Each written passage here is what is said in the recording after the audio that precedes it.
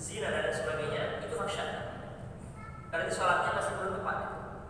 Atau dia merugikan orang lain seperti curang, nyuri dan lain sebagainya, itu berarti apa? Membuat gaduh, berarti sholatnya belum baik.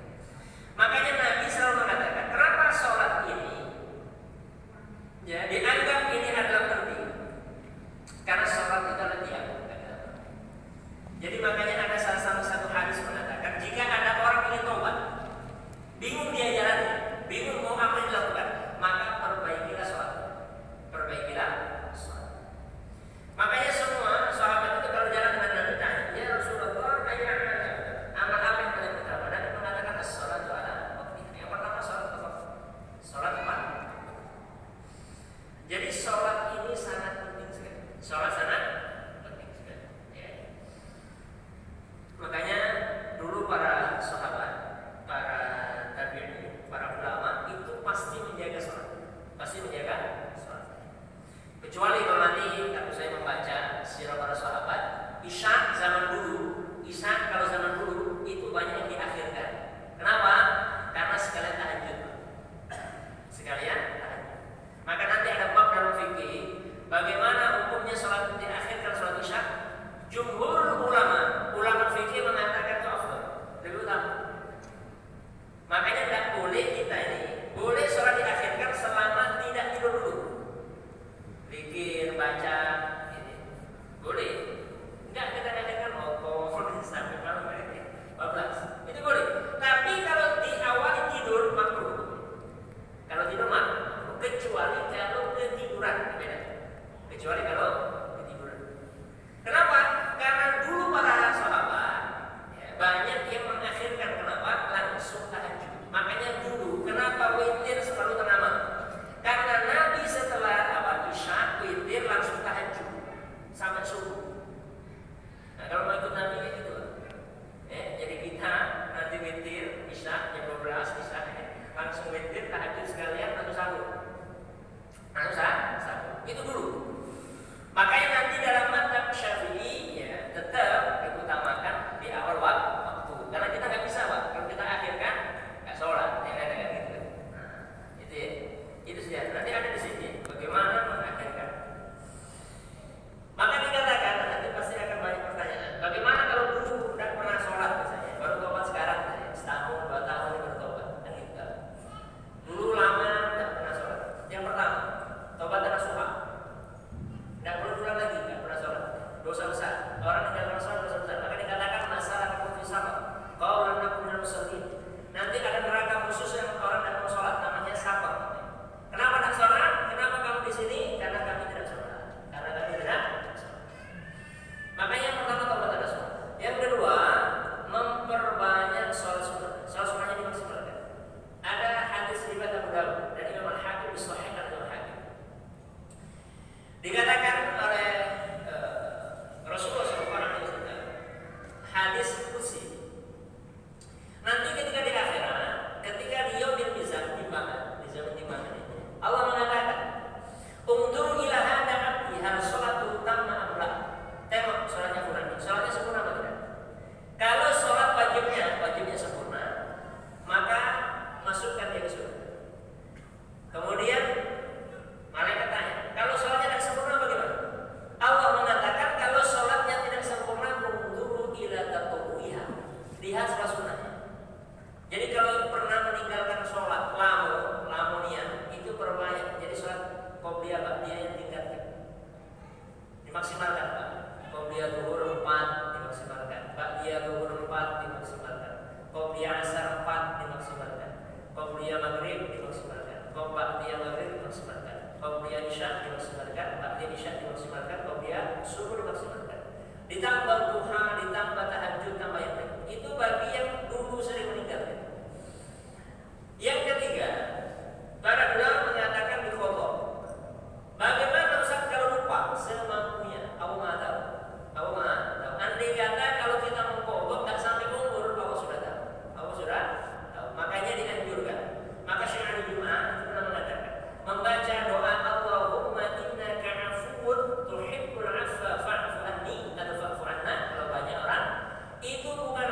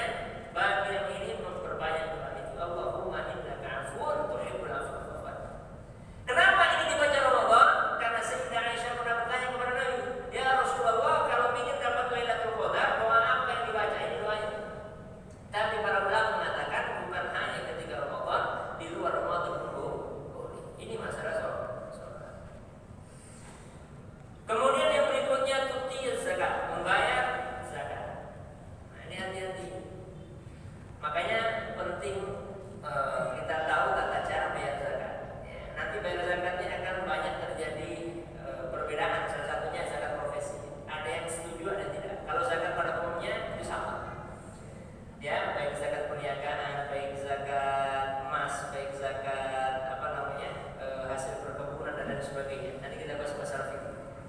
Tapi ada kemudian zakat penghasilan. Memang ada yang sepakat dan tidak. Kenapa zakat penghasilan ini baru ada sekitar tahun 80-an?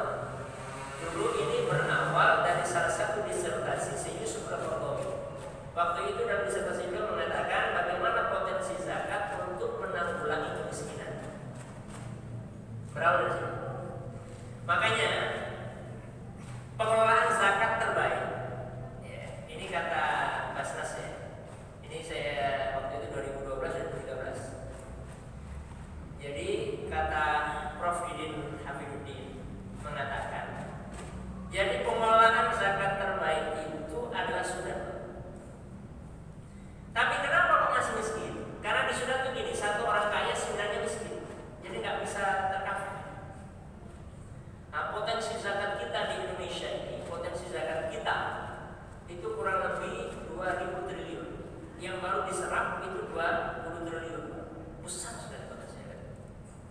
Andai kata kalau semuanya sadar zakat orang Indonesia, itu insya Allah kemiskinan tidak ada. Insya Allah tidak. Asalkan amanah saja. Jadi ini zakat. Makanya tahun 80 diinisiasi oleh Syekh Yusuf Qaradawi. Maka kemudian penerapan zakat ini pertama kali diterapkan di Sudan. Maka kalau di Sudan semua gaji itu kalau masuk ke rekening langsung dipotong 25%. Sudan, Qatar, Kuwait, Turki, kemudian Bahrain, beberapa negara yang lain. Nah, makanya kemudian Indonesia baru ditiru beberapa tahun terakhir. Waktu itu atas rekomendasi beberapa ulama fikih, maka kemudian diterapkanlah di Indonesia. Nah, gitu ya. Itu sejarahnya. Maka kemudian ada yang perlu ada mengatakan tidak ada zakat penghasilan karena memang ijtihad para ulama. Soalnya tidak semuanya bisnis. Kalau misalnya yang misalnya di BUMN dan ditarik zakatnya nggak bayar zakat kan gitu. Potensinya ini sangat besar sekali. Itu sejarah zakat profesi. Nanti bisa ditanyakan kalau masih yang belum paham. Ini sejarah zakat. Nah, tapi di sini biasanya banyak yang dihimbau untuk zakat, tidak pernah dihimbau bagi orang yang tidak bayar zakat. Apa hukumannya nggak bayar zakat? Nggak bayar zakat itu dosanya sangat besar sekali. Mu'adz bin Jabal mengatakan, orang yang tidak bayar zakat, Nabi pernah mengatakan itu paling ringan dosa.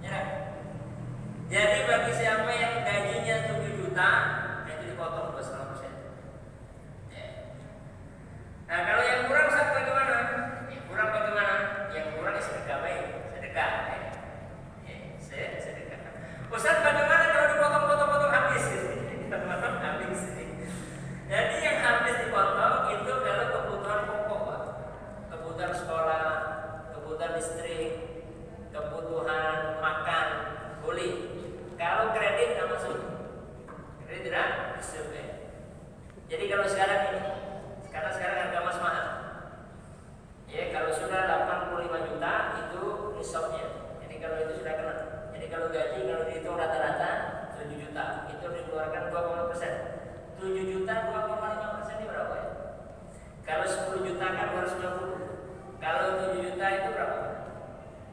Sekitar ya 190 lah. 190 ribu. 190 ribu. Ya. Kalau setiap Jumat keluarkan selesai. Ya. Jadi berat orang yang nak bayar zakat di akhirat itu berat. Kemudian wa tahujjal bait. Wa tasuma Ramadan. Kemudian berpuasa Ramadan.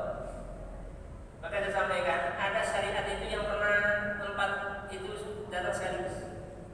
Ketika tahun kedua Hijriah, syariat pemindahan kiblat, syariat tentang masalah zakat, syariat masalah puasa Ramadan, yang keempat syariat jihad. Ini turunnya Pak.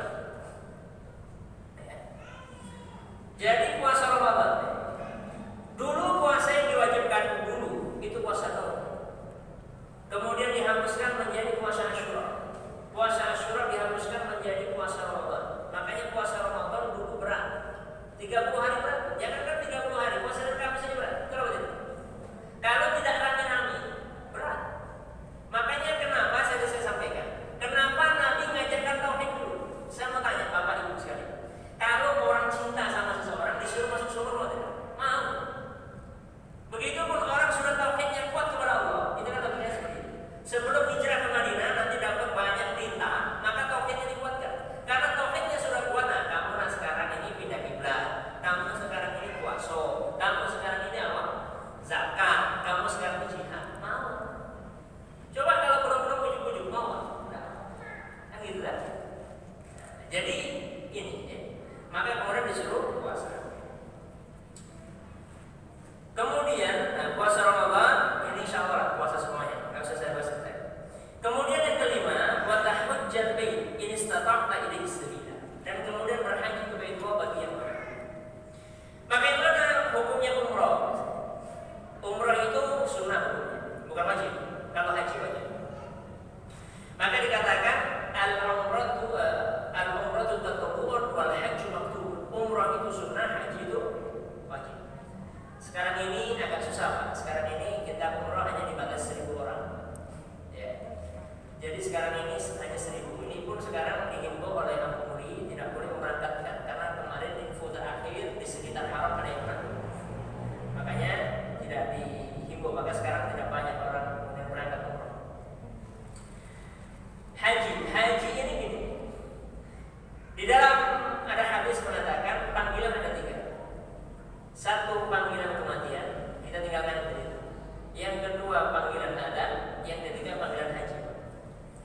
Jadi haji, umroh itu bukan sesuatu yang berhubungan dengan uang sebenarnya. Itu ada berhubungan dengan panggilan Allah. Kalau Allah takdirkan berangkat. Cuma dulu banyak ulama itu ngasih doa. Salah satunya adalah apa? Allahumma yassir lana umrana. Ya Allah, tolong mudahkan saya berangkat haji dan umroh. Kalau belum, berapa aja itu? Ustaz, kalau tak punya duit baca terus. Ustaz, bagaimana kalau minum haji gratis? Ada. Pahalanya sama dengan haji dan umroh. Apa itu? Sholat isyraq. Habis subuh, zikir, baca doa, tak boleh ngobrol. Kalau ngobrol batal. Ya, dua sama isyraq, sholat 2 rakaat. Nabi mengatakan itu pahalanya seperti haji dan umroh. Tamun, sempurna. Jadi barang siapa yang habis sholat subuh, zikir, sholat isyraq 2 rakaat, riwayat Tirmidzi, riwayat Imam Ad-Darqutni itu 4 rakaat, boleh 2 rakaat, boleh 4 rakaat, itu pahalanya seperti haji dan umroh sempurna. Nah itu bagi yang ingin haji dan umroh gratis, pahalanya sama. Kemudian dikatakan qala sadaqta, benar. Fa'ajibna lahu yas'aluhu wa yusaddiquhu. Benar apa yang kamu katakan. Jadi sahabat ini yang heran, orang bertanya dia membenarkan, kan ngetes kan? Makanya nanti ada satu buku menarik dikarang oleh salah seorang ulama dari Suriah. Malu itu tidak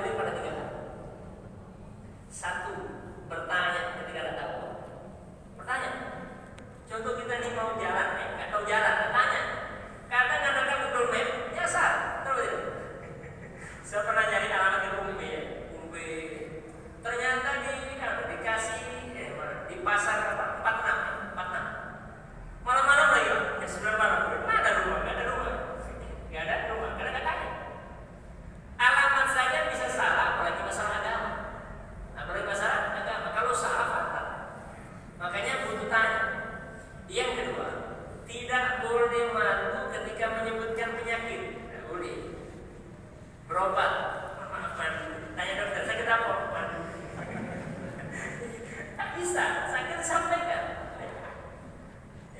Sakit disampaikan. Maka nanti ada pembahasan bagaimana tata cara sakit.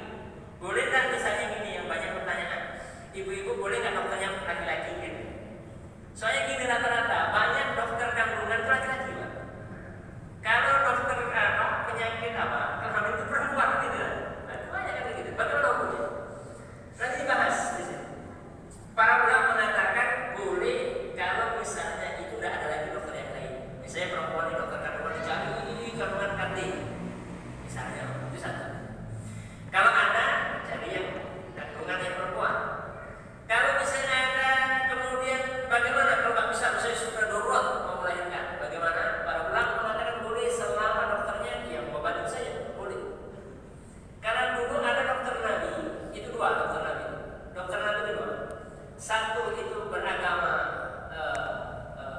ada mengatakan Majusi, ada mengatakan Nasrani. Namanya Khalid bin Khalid. Ini tidak masuk Islam sampai Nabi wafat. Zaman Abu Bakar tidak masuk Islam. Setahun sebelum wafat belum masuk Islam. Namanya Haris bin Khalid. Yang kedua namanya Asma bin Unis. Makanya pakar racikan apa namanya herbal itu orang Asia dulu. Makanya ini dokter Nabi, ada perempuan, ada satu lagi laki-laki. Ini dia. Maka itu ada diperbolehkan. Sama kayak nengok misalnya. Boleh nggak nengok misalnya ke rumah sakit? Boleh nggak nengok itu misalnya yang sakit perempuan yang datang laki-laki? Selama itu masih mengenakan hijab itu boleh. Kalau tidak boleh. Dan itu bergantian. Nanti ada babnya. Ada bab tentang masalah sakit. Yang ketiga yang tidak boleh malu itu adalah tentang masalah saudara. Tidak boleh malu. Misalnya ada saudara tidak mampu, kita bilang itu bukan saudara saya, tidak boleh. Dosa. Tidak boleh. Ya. Kita bilang itu saudara kita. Tidak boleh mengakui tidak boleh kemudian tidak mengakui saudaranya. Itu tiga. Jadi tidak boleh malu pada tiga. Mengakui saudara. Yang kedua tentang sakit. Yang ketiga adalah masalah bertanya. Maka di sini yang heran kenapa bertanya? Dia mengatakan. Qala fa akhbirni 'anil iman, kabarkan tentang iman. Ini sudah masuk. Sudah masuk. Satu lagi. Kemudian dikatakan qala fa akhbirni 'anil iman, kabarkan kepada saya tentang iman. Qala Nabi mengatakan an tu'mina billah, kamu beriman kepada Allah. Yang kedua wa malaikati, dan kepada malaikat. Para banyak bertanya, berapa jumlah malaikat? Ada yang mengatakan jumlah malaikat itu tidak terbatas.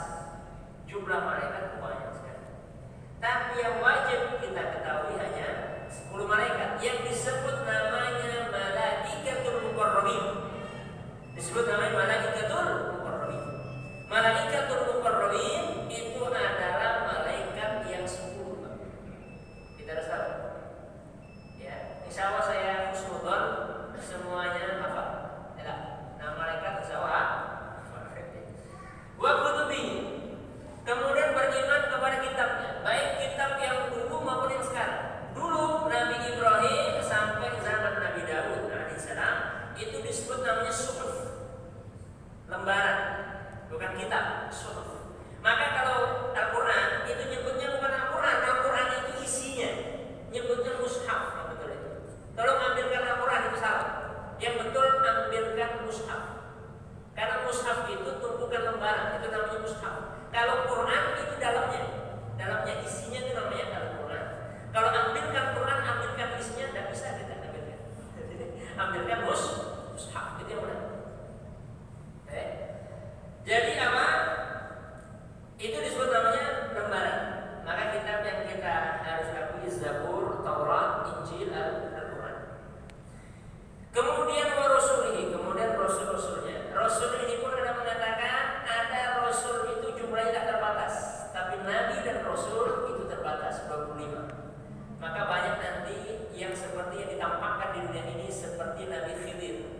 ada mengatakan Khidir itu adalah seorang nabi dan juga rasul.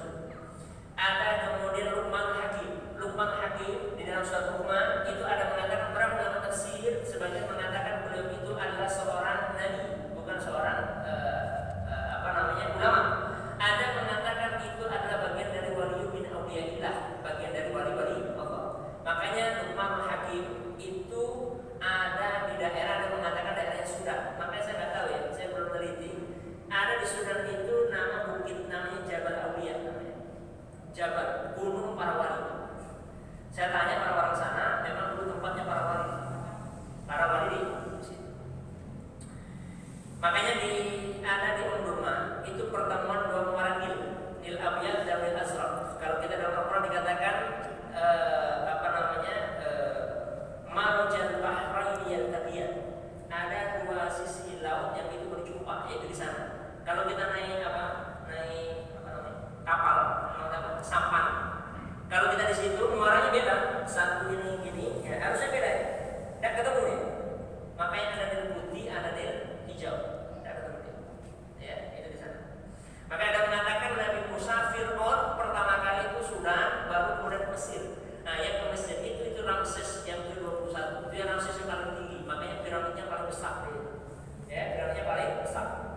Makanya di Mesir yang lebih banyak dikunjungi. Ya, padahal dulu kekuasaannya itu dari mulai Sudan itu namanya disebut namanya daerahnya itu adalah saya lupa namanya. Ahromat di situ ya, banyak Ahromat sampai itu kemudian ke Mesir. Nah itu dan sekarang situs itu masih ada. Ada Allah Insyaallah kita lanjutkan pada Aisyah.